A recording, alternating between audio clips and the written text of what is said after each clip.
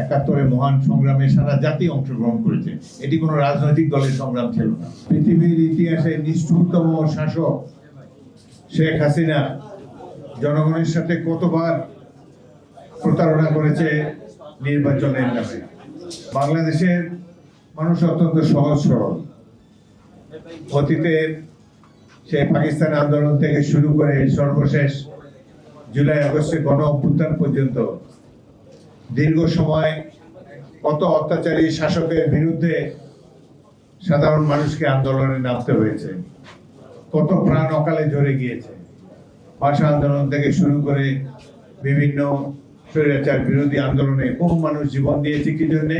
গণতন্ত্র প্রতিষ্ঠার জন্য। যাদের অক্লান্ত পরিশ্রমের ফলে বহু মানুষের ত্যাগ তিতিক্ষার বিনিময়ে আজকে আমাদের দেশে এই কিছুক্ষণের জন্য, অল্প কিছুদিনের জন্য আমরা কিছুটা বিরতি পেয়েছি, একটি শান্তির পরিবেশ আমরা পেয়েছি।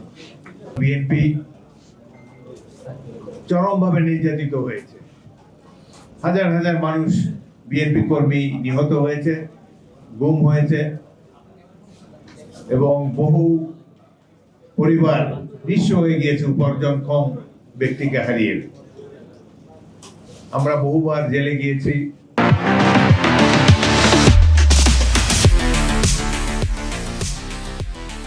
আমাদের নেত্রী বেগম খালেদা জিয়া 7 বছর এক নাগাড়ে কারাভোগ করেছেন মিথ্যা অভিযোগের কারণে। তাকে চিকিৎসা পর্যন্ত সেখানে দেওয়া হয়নি।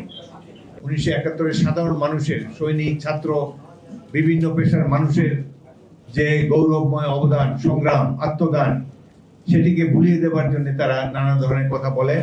একটি রাজনৈতিক দল বলেছে 1971 সালে জাতি নাকি পথভ্রষ্ট ছিল এবং সেদিনের সেই স্বাধীনতা আন্দোলন নাকি ভুল ছিল।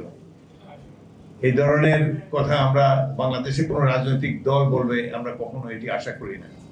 71-এর মহান সংগ্রামে সারা জাতি অংশগ্রহণ করেছে। এটি কোনো রাজনৈতিক দলের সংগ্রাম ছিল না। ওনাদের প্রত্যেকের নিজস্ব বক্তব্য রাখার অধিকার আছে, আমরা তাকে সম্মান জানাই, কিন্তু জনগণের রায়ের জন্য অপেক্ষা করতে হবে। তারা তাদের ম্যানিফেস্টো দিয়ে, নির্বাচনী ম্যানিফেস্টোতে তাদের যাবতীয় কর্মকাণ্ডের কথা প্রচার করতে পারে। জনগণ, ভোটাররা যদি যোগ্য মনে করে তাদেরকে ভোট দিয়ে নির্বাচিত করুক, আমরা নিশ্চয়ই মেনে নেব। কিন্তু নানা ধরনের আজব আজব থিওরি দিয়ে নির্বাচনকে বিলম্বিত করা বা নির্বাচন যাতে না হোক সে ধরনের পরিবেশ সৃষ্টি করা মোটেই কাম্য নয়। আমরা আশা করব জনগণের রায়ের উপরে সবাই আস্থা রাখবে। নির্বাচন সবসময় বাংলাদেশের জনগণ কখনো ভুল করে না।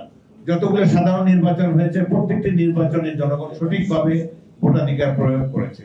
এবারে নির্বাচন হবে গণতন্ত্রকে সুপ্রতিষ্ঠিত করার জন্য, এবারে নির্বাচন হবে অর্থনৈতিক মুক্তি অর্জন করার জন্য, এবারে নির্বাচন হবে এই হাসিনা মার্কা, আওয়ামী লীগ মার্কা দুঃশাসনকে চিরতরে নির্বাসনে দেওয়ার জন্য।